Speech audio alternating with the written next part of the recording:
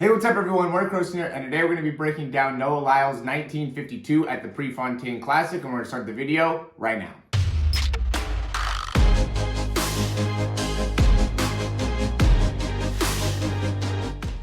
All right, so Noah Lyles here is one of my favorite sprinters to break down just because I think he has one of the best, if not the best, backside mechanics really ever. And it just is so natural in his ability to just create so much turnover, right? And so we'll go a little bit more in depth into that. And, you know, unfortunately, he didn't have the greatest performance at the Olympics. He did come back here in the Prefontaine Classic and do a great job. He does say that he likes those outside lanes a little bit more. And, you know, based off his performance, it seems like that would definitely be accurate. I do want to go over the curve a little bit here, just because I, you know, have seen, like, for instance, when we did the breakdown on the 4x1 and Ronnie Baker was running the curve, it really stood out that, you know, he was inefficient in the movement and really being able to understand how to keep the feet and legs coming straight forward and through. So you can see when Noah Lyles running these curves, he does a really good job of you know,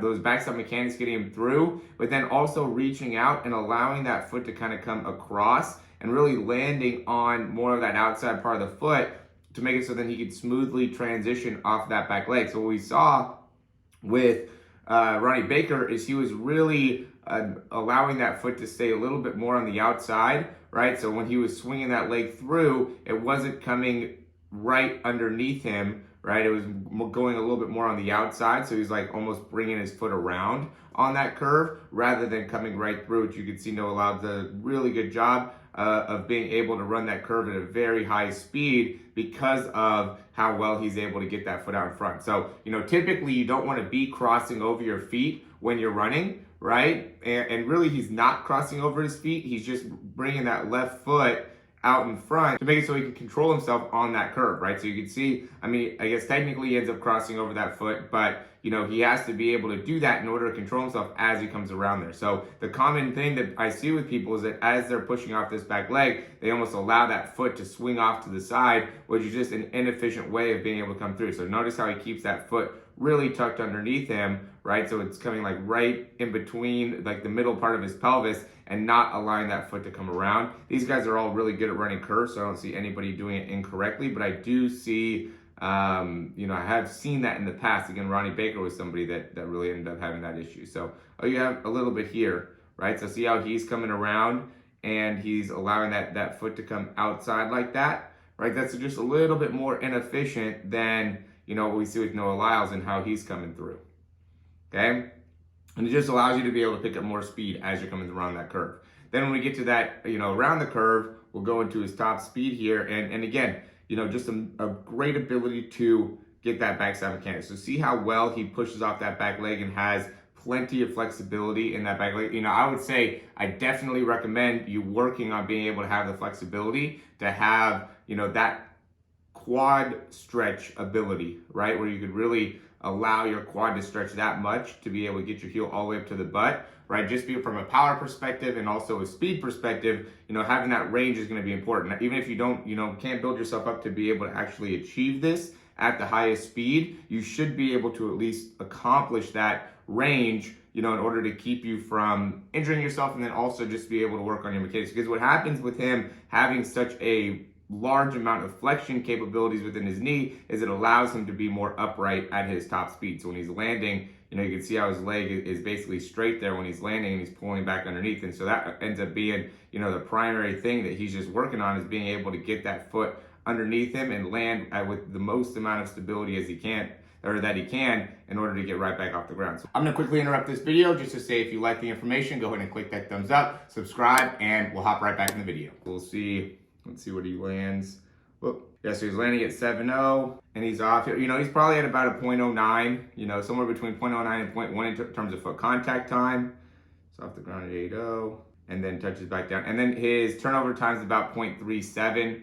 It's not bad, not amazing either, right? But, you know, it obviously is good enough for him to be able to run 19.52. Okay, so, you know, but it just gives us a good understanding of exactly where he's at. One of the things that I've been talking about recently here, and I think it's an important thing to kind of take note of, is as your foot's touching the ground, and he doesn't really do it a lot, but he does it a little bit, is everybody always is talking about that dorsiflexion, right? Having that toe up, okay? And I've realized that when you're cycling through and touching the ground, you do want to allow, you can even see that he is in slightly more plantar flexion than he is dorsiflexion. So there becomes a time where you want to be really reaching more towards the actual ground as your foot's coming through and striking the ground, right? You don't want to necessarily be too far up with that toe. You want to allow that toe to start to come down to absorb that weight a little bit better and the force a little bit better and make it so you can really rebound off the ground quickly. So if you're holding too much dorsiflexion, right, if you're keeping your toes up too much, and this has been a cue that everybody's kind of talked about, but now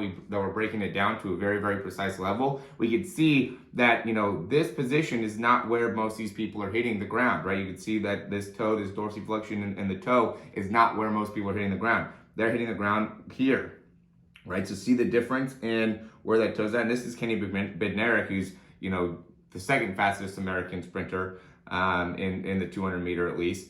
And, if not maybe Fred Curley. But anyway, point being is all these guys that are the best are not striking the ground with a ton of dorsiflexion. They're actually allowing themselves to get a slight amount of plantar flexion. They're not, totally dropping their ankle down when they're touching, but they are allowing that toe to go below the ankle as they're hitting the ground. And you do want to try to land a little bit more on the inside part of the foot. I know not all these guys are doing it great, but that ends up being the goal, is to be able to cycle that leg through so you're able to strike the ground on the inside part of the foot and really, almost reaching down towards the ground in order to really generate the most amount of force into the ground that you possibly can.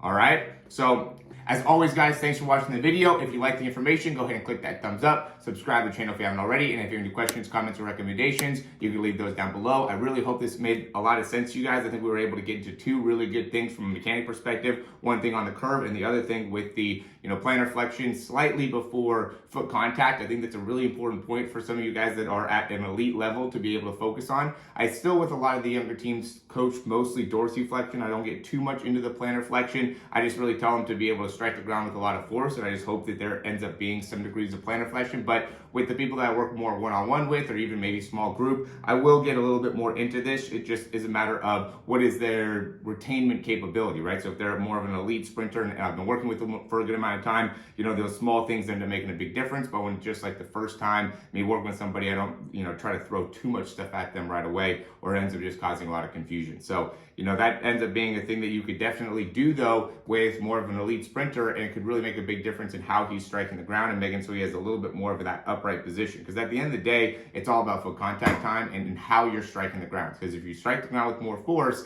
it'll allow yourself to be able to run faster and also rebound a little bit more effectively, which is, again, at the end of the day, that's the name of the game. So want to be able to help you guys and being able to understand how to do that as a sprinter, but also how to coach that as a coach. So hopefully that ends up helping you guys out. Again, if you have any questions, you can leave those down below. Check out our speed breakdown, check out our speed program. That's all in the description. I think you're going to get a ton of value out of that if you do. We go deep into the actual biomechanics, right? We want to look at the numbers behind your sprinting. How many steps are you taking? How much time are you spending on the ground? How much time are you spending off the ground? And being able to optimize things like posture, arm swing, leg cycle, foot contact time, ground force reaction. All those things are huge. And if we can get into some of those fundamentals and really see it, it really gives us the opportunity to be able to correct it and make improvements. So hopefully that makes sense. If it does, check out the description down below. The program or the breakdown are both going to add a ton of value to your ability to run faster. As always, guys, thanks for watching, and we'll talk to you soon.